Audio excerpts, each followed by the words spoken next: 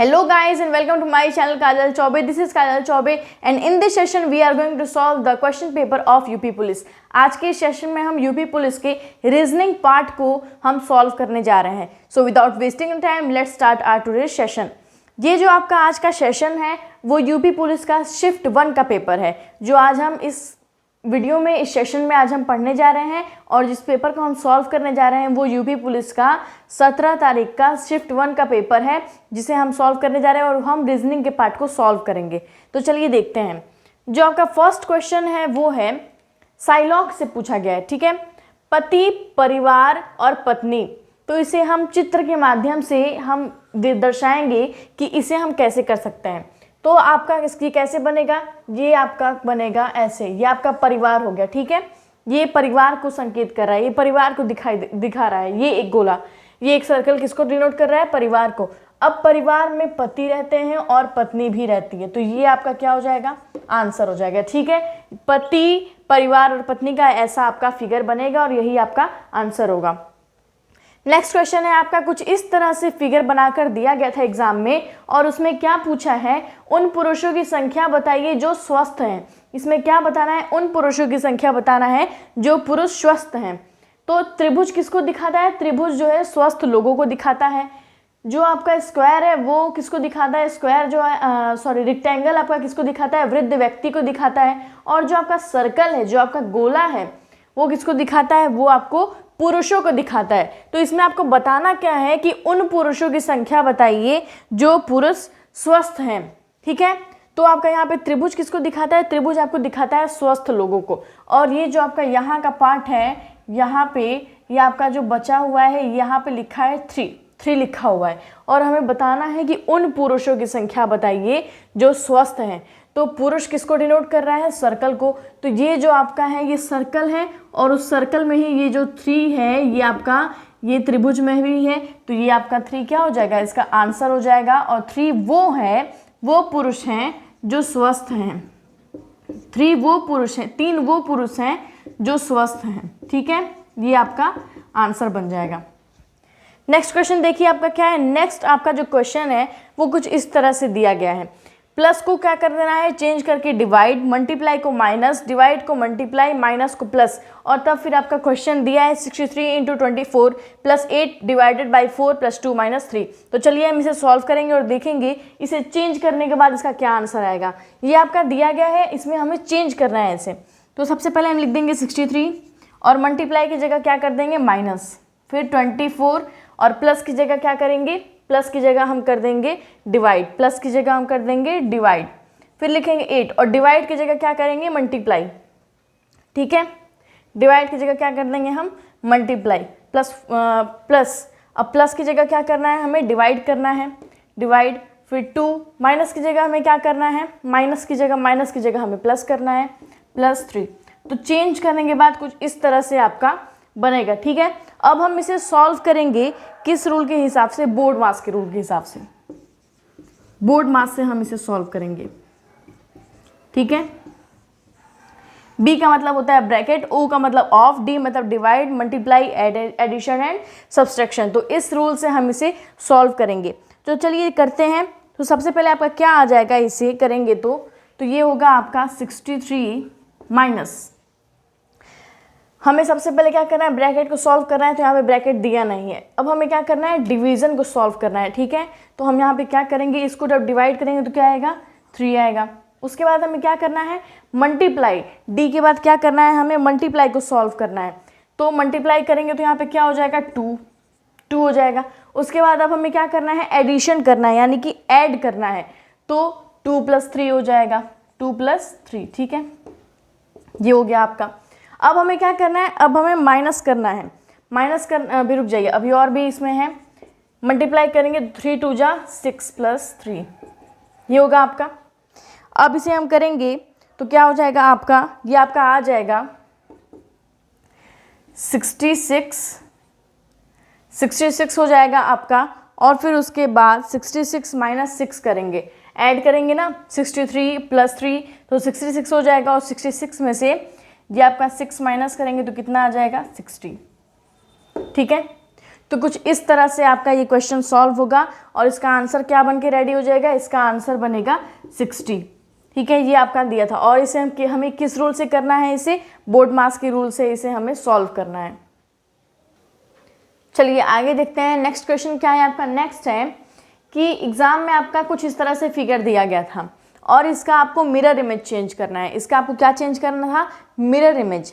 Mirror image में क्या होता है, मिरर इमेज में आपका लेफ्ट एंड राइट चेंज होता है। मिरर इमेज में क्या होता है, मिरर इमेज में लेफ्ट एंड राइट चेंज होता है। ठीक है, लेफ्ट एंड राइट चेंज होता है। और वाटर इमेज में क्या होता है, वाटर इमेज में आपका अप एंड डाउन चेंज होता है। वाटर इमेज में अप एंड डाउन चेंज होता है। तो हमें चेंज क्या करना है, हमें मिरर इमेज में चेंज करना है, यानी कि लेफ्ट एंड राइट चेंज करना है। तो यहाँ पे आपका क्या हो जाएगा, ये आपका कुछ इस तरह से फिगर दिया गया है, तो हम इसे क्या करें, तो हमें इसका क्या करना है, मिरर इमेज चेंज करना है। मिरर इमेज में आपका लेफ्ट एंड राइट चेंज होता है और वाटर इमेज में अप एंड डाउन चेंज होता है। तो चलिए यहाँ पे देखते हैं। तो कुछ इस तरह से हम पहले फिगर आपको एग्जाम में फिगर बनाने की कोई ज़रूरत नहीं पड़ेगी क्योंकि एग्जाम में पहले ही से दिया रहता है, लेकिन यहाँ पे अब हम बनाते हैं। तो ये ऐसे, ये आपका नहीं चेंज होगा क्योंकि अगर वाटर इमेज बनाने के लिए कहता तब ये उल्टा बनता, लेकिन हमें क्या बोला है, मिरर इमेज बनाने के लिए, तो आपका लेफ्ट एंड राइट चेंज होगा। इसका मतलब कि ये जो आपका तीर का निशान इधर दिया गया है वो किधर हो जाएगा, वो इस साइड आ जाएगा। ठीक है, वो इस साइड आ जाएगा। और जो आपका ये वाला सिंबल है वो किधर चला जाएगा, वो इधर आ जाएगा। ये आपका आंसर हो जाएगा। ठीक है, ये आपका आंसर हो जाएगा। कुछ इस तरह से हम इसे सॉल्व करेंगे। बस इतना याद रखिए कि मिरर इमेज में लेफ्ट एंड राइट चेंज होता है और वाटर इमेज में अप एंड डाउन चेंज होता है। चलिए नेक्स्ट क्वेश्चन देखते हैं। नेक्स्ट क्वेश्चन क्या है आपका, एडमिनिस्ट्रेशन। एडमिनिस्ट्रेशन आपका लिखा है, एडमिनिस्ट्रेशन नहीं, हमको लग रहा है एडमिनिस्ट्रेटर लिखा था, एडमिनिस्ट्रेटर। ठीक है, एक मिनट, सही आपका, ठीक है, एडमिनिस्ट्रेशन ही लिखा है। तो आपका इसमें क्या करना रहेगा, ऐसे आपका वर्ड लिख देगा और 4 ऑप्शन आपको दे देगा और क्वेश्चन में ये पूछेगा कि उस भिन्न वर्ड को चुनिए जो आपका इसमें नहीं दिया गया है। ठीक है, तो चलिए हम सॉल्व करते हैं, देखते हैं कि हम कैसे सॉल्व करेंगे। तो पहला मान लीजिए आपका यहाँ पे ऑप्शन दिया गया है स्टेशन। तो जब हम एडमिनिस्ट्रेशन को पढ़ रहे हैं, इसका मतलब कि स्टेशन, हाँ, STATION, यहाँ पे ये सही है, सही है क्योंकि ये सारे के सारे वर्ड यहाँ पे दिए गए हैं। भिन्न हमें चुनना है, इसका मतलब कि ये भिन्न नहीं है, ये गलत नहीं है। ठीक है, अब है आपका स्टार्ट, START, हाँ ये भी आपका सही है। अब है आपका एडमिन, ADMIN, पहले ही में मिल गया। नेक्स्ट आता है आपका मिनिस्टर, मिनिस्टर लिखा हुआ है। जब आप एडमिनिस्ट्रेशन बोल रहे हैं तो क्या वहाँ पे कहीं ई वर्ड का यूज़ हो रहा है, क्या ई वर्ड का यूज़ हो रहा है, बोलने से ही पता चल जाएगा, इसको देखने की भी जरूरत नहीं पड़ेगी। ई वर्ड का यूज़ हो रहा है, नहीं हो रहा है, तो यहाँ पे क्या हो जाएगा आपका एडमिनिस्ट्रेशन में ई वर्ड का यूज़ नहीं हो रहा है, इसलिए मिनिस्टर यहाँ पे आपका आंसर बन जाएगा। ये आपका भिन्न निकल जाएगा, यहाँ पे ई वर्ड का यूज़ किया गया है। चलिए नेक्स्ट क्वेश्चन आपका है। नेक्स्ट क्वेश्चन जो है आपका वो अल्फ़ाबेट से लिया गया है। किससे लिया गया है, अल्फ़ाबेट से लिया गया है। अब हम इसे देखते हैं कि इसे हम कैसे सॉल्व करेंगे। तो सबसे पहले हम क्या करेंगे, इन सबको काउंट कर लेंगे कि टोटल है कितना। तो 1 2 3 4 5 6 7 8 9 10 11 12 13 14 15 16 17 एंड 18 है। ठीक है, तो इसको अब हम, ये टोटल कितने हैं, 18 है। इसको हम गुणनखंड करेंगे 3 into 6 में। ठीक है, तो 3 में इसको डिवाइड करते हैं, 1 2 3 1 2 3 1 2 3 1 2 3 1 2 3। ठीक है, ये आपका डिवाइड हो गया। अब हम डिवाइड क्यों कर रहे हैं, डिवाइड क्यों कर रहे हैं, क्योंकि इतना बड़ा जो आपका क्वेश्चन है उसको डिवाइड करके हम छोटे छोटे पार्ट में हम लेके आ रहे हैं ताकि हम आसानी से उसे सॉल्व कर सकें। छोटे छोटे पार्ट में आ गया, ये हो गया, ये ऐसे ऐसे हो गया। ठीक है, अब चलिए हम देखते हैं कि डी के बाद यहाँ पे आपका या तो डी के पहले क्या आएगा या तो डी के बाद क्या आएगा। डी के पहले कुछ नहीं है यहाँ पे, लेकिन डी के बाद है।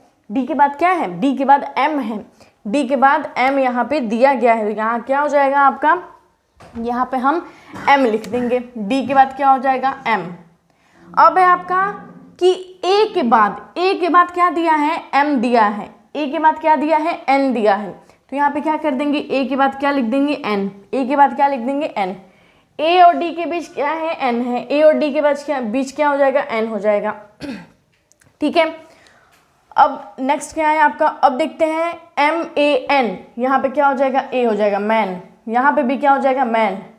और अब आपका क्या है, एन के पहले क्या आएगा और एन के बाद क्या आएगा, तो एन के पहले क्या आएगा, ए, और एन के बाद क्या आएगा, डी। ये आपका आंसर हो जाएगा, N M A D N N A, ये आपका आंसर हो जाएगा। ठीक है, कुछ इस तरह से हम इसे सॉल्व करेंगे। नेक्स्ट जो आपका क्वेश्चन है, क्वेश्चन नंबर 7, वो क्या है, मिसिंग नंबर से पूछा गया है। और ये जो क्वेश्चन आता है मिसिंग नंबर का, बहुत ही कंफ्यूज करता है, बहुत ज़्यादा कंफ्यूज करता है मिसिंग नंबर के क्वेश्चन, लेकिन हम उसे भी सॉल्व करेंगे और देखेंगे कि होगा कैसे। तो क्या दिया है, 8, 23, 38, 53, 68 और क्वेश्चन मार्क, यानी कि इसके बाद क्या आएगा, एक तरह से सीरीज की तरह चल रहा है और बता रहा है, पूछ रहा है कि क्वेश्चन मार्क के प्लेस पे क्या आएगा। तो इस हम कई तरीके से इसे निकाल सकते हैं, लेकिन जो आपका सबसे आसान तरीका होता है वो होता है डिफरेंस, 2 नंबर के बीच के डिफरेंस को निकालेंगे। ठीक है, इससे बहुत जल्दी सॉल्व होता है। तो 2 नंबर के बीच के डिफरेंस को हम निकालेंगे। 8 और 23 में कितना का डिफरेंस है, 15। 23 और 38 में कितने का डिफरेंस है, 15। 38 और 53 में कितने का डिफरेंस है, 15। 53 और 68 में कितने का डिफरेंस है, 15। तो आगे भी कितने का डिफरेंस होना चाहिए, 15 का ही डिफरेंस होना चाहिए। कुछ इस तरह से सीरीज आपका बन रहा है, 15 15 15 15, तो आगे भी आपका सीरीज में 15 का ही डिफरेंस आना चाहिए। और आपका आंसर क्या हो जाएगा, यहाँ पे आप 68 में 15 ऐड कर देंगे तो आपका यहाँ पे 83 आंसर हो जाएगा। 83 यहाँ पे आपका आंसर आ जाएगा। ठीक है, नेक्स्ट क्या है आपका, नेक्स्ट है जब शेर का संबंध मांद के साथ है, शेर का संबंध अगर मांद के साथ है तो खरगोश का संबंध किसके साथ होगा। ऑप्शन में आपका क्या दिया था, यहाँ पे ऑप्शन में आपका दिया था बिल,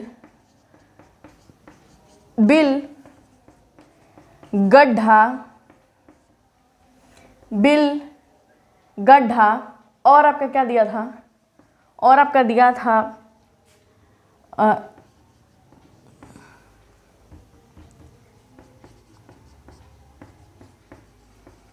कुछ ऐसे करके आपका ऑप्शन दिया था। तो हमें बताना है कि अगर शेर का संबंध मांद के साथ है तो खरगोश का संबंध किसके साथ होगा। अगर शेर जो है मांद यानी कि डेन, मांद का इंग्लिश मतलब क्या होता है, डेन। अगर शेर आपका गुफा में रहता है तो खरगोश कहाँ रहता है, खरगोश कहाँ रहता है, तो देखिए खरगोश कभी बिल में रहेगा क्या, बिल में कौन रहता है, सांप रहता है, चूहा रहता है। बिल में कौन रहेगा, सांप और चूहा। खरगोश घर में जब लोग पालते हैं तब रहेगा, तो यहाँ पे ये तो नहीं बोल रहा है। अब आपका ऑप्शन क्या बचा, यहाँ पे एक और ऑप्शन आपका होगा, लेकिन यहाँ पे अभी हम नन लिखे हैं। ठीक है, तो आपका क्या ऑप्शन बचा, गड्ढा, यानी कि खरगोश किस में रहता है, गड्ढे में रहता है, गड्ढे में रहता है खरगोश, गड्ढा। ठीक है,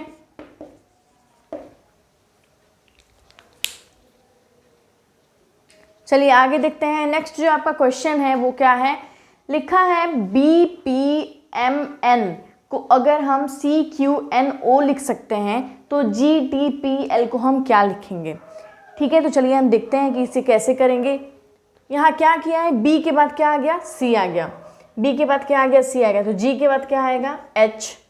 फिर क्या है, P के बाद क्या आ गया, Q आ गया है, तो T के बाद क्या आएगा, T के बाद क्या आ जाएगा, U आ जाएगा। M के बाद क्या है आपका, N आया है, तो यहाँ पे P के बाद क्या आ जाएगा आपका, Q आ जाएगा। आपको एग्जाम में पूरा सॉल्व करने की कोई ज़रूरत नहीं है, क्यों, क्योंकि अभी आप पहला या फिर आखिरी या फिर बीच का ये भी सॉल्व करेंगे, तब तक आपका आंसर आ जाएगा। ठीक है, ऑप्शन कुछ इसी तरह से दिया ही रहता है कि अभी पहला ही बहुत मतलब एकदम बहुत ईजी तरह से ऑप्शन को बनाया रहता है, बस आपको माइंड का यूज़ करके और ऑप्शन पे फोकस करना होता है और उसको सॉल्व करना होता है। बहुत सारे क्वेश्चन ऑप्शन के ही हेल्प से सॉल्व हो जाते हैं, उसे पूरा सॉल्व करने की ज़रूरत नहीं पड़ती है। तो चलिए अभी हम आगे देखते हैं। N को क्या लिखा है, O लिखा है, तो MNO, तो L के बाद क्या आएगा, M आ जाएगा। ये आपका क्या हो जाएगा, आंसर। ठीक है, ये आपका आंसर हो जाएगा। अब ये जो आपका फिगर दिया है, इसमें पूछा है कि कितने त्रिभुज हैं। इसमें आपका पूछा है कि टोटल त्रिभुजों की संख्या क्या होती है। एकदम इसका छोटा सा ट्रिक है, देखिए कैसे हम इसे सॉल्व करेंगे। बहुत ही छोटा सा ट्रिक है और उस ट्रिक से आपको इतनी मदद मिलेगी कि क्या कहा जाए, बहुत ही आसानी से क्वेश्चन सॉल्व हो जाएगा। अभी जितना बड़ा दिख रहा है बहुत आसानी से वो क्वेश्चन सॉल्व हो जाएगा। जी आपका त्रिभुज कुछ इस तरह से यहाँ पे पहले दिया गया है, छोटा छोटा एक एक पार्ट निकाल के देखिए कैसे सॉल्व करेंगे। ये बड़ा वाला आपका दिया है और कुछ इस तरह से इसको बीच में डिवाइड कर दिया है। इसका क्या मतलब है, 1 और 2, एक ये हो गया, एक ये हो गया और एक ये बड़ा वाला हो गया, यानी कि टोटल कितना हो गया 3। अब हम देखेंगे कि इस फिगर में हमें ऐसे फिगर दिख कितने रहे हैं।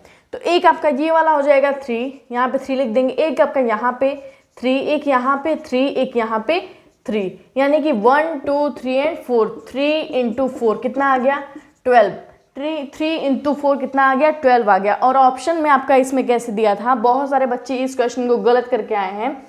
ऑप्शन में आपका दिया था 10, ऑप्शन में आपका दिया था 12, ऑप्शन में आपका दिया था 14 और ऑप्शन में आपका दिया था 13। ज़्यादातर बच्चे क्या करके आए हैं, ज़्यादातर बच्चे या तो 10 लगा के आए हैं या तो 12 लगा के आए हैं, और यही माइंड गेम कहलाता है। इसी को हम माइंड गेम कहते हैं, इसी को हम रीजनिंग कहते हैं। यहाँ पे अभी हम बिल्कुल सूखा सूखा जो आपको एकदम ऊपर दिख रहा है ना, ऊपर ऊपर जो आपको ट्रायंगल दिख रहा है, अभी हम उसे निकाले हैं। अभी जो हिडन ट्रायंगल है उसे तो हम निकाले ही नहीं है।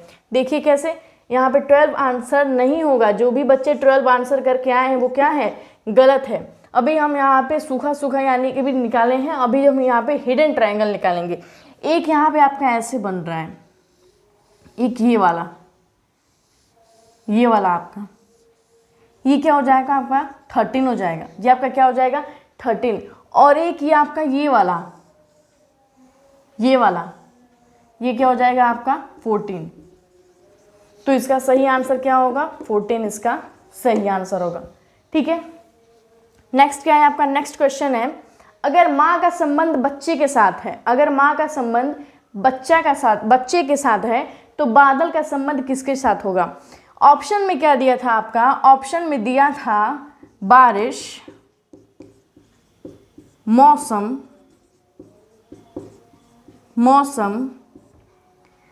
और आपका दिया था बारिश, मौसम, इंद्रधनुष, और एक मान लीजिए नन। ठीक है, इनमें से कोई नहीं। तो ऑप्शन में आप माँ का संबंध अगर बच्चे के साथ है तो बादल का संबंध किसके साथ होगा, बारिश के साथ, मौसम के साथ, इंद्रधनुष के साथ, या इनमें से कोई नहीं। तो क्या होगा आपका सही आंसर, बारिश होगा। आपका सही आंसर क्या होगा, बारिश आपका यहाँ पे सही आंसर होगा। नेक्स्ट क्या है आपका, नेक्स्ट क्वेश्चन और लास्ट क्वेश्चन आपका क्या है, नेक्स्ट है आपका परेशान, दुख, उत्पीड़न और तोड़फोड़। परेशान, दुख, उत्पीड़न और तोड़फोड़, इसमें भिन्न क्या है, इसमें अलग क्या है, वो हमें छांटना है। परेशान, दुख, उत्पीड़न, ये तीनों क्या है, एक ही है, बिल्कुल क्या है, सेम है। लेकिन ये जो तोड़ फोड़ वाला है काम, तोड़ फोड़ वाला, ये आपका अलग हो जाएगा और यही आपका भिन्न है और यही आपका आंसर हो जाएगा। ठीक है, सो गाइज आज के वीडियो में हमने क्या किया है, आज के वीडियो में हमने यूपी पुलिस के जो आपका 17 तारीख को आपका पेपर हुआ है, फर्स्ट शिफ्ट का जो पेपर है उसके हमने रीजनिंग पार्ट को सॉल्व किया है। और आगे भी हम सेकंड शिफ्ट जो आपका है यूपी पुलिस का 17 तारीख का, उसे भी हम सॉल्व करेंगे। 18 को जो आपका फर्स्ट शिफ्ट सेकंड शिफ्ट का एग्जाम हुआ है उसे भी हम सॉल्व करेंगे। ठीक है, और रीजनिंग के पार्ट को एक एक क्वेश्चन को हम अच्छे से समझेंगे और देखेंगे कि ये होगा कैसे। और बहुत ही सिंपल आपका यहाँ पे रीजनिंग के क्वेश्चन को पूछा गया था। हालांकि पेपर जो है लीक हो गया है यूपी पुलिस का, लेकिन फिर भी चलिए आज के सेशन में बस इतना ही। Thank you for watching the video.